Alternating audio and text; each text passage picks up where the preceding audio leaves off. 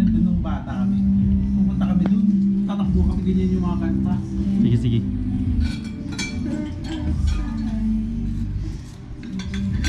Bali ang mangyayari, hantayin nyo kami sa office. Kaya rin isa, no? Oo. Uy, baka naman umuwi ka pa, Disney, Disney character. Tapos papa. Princess Fiona, huwag mo, tigil-tigilan mo ako, dadaanan ka pa namin, ha? Ang plano ko, Baka magpapadaan pa. Huwag mo akong niloloko, baka lagyan kita ng print ng Princess Leia sa ng Princess ang Fiona. plano ko, nandun na kami kotse. 4 hours ba? Sigurado ka ba? Masarado na yung paggabi.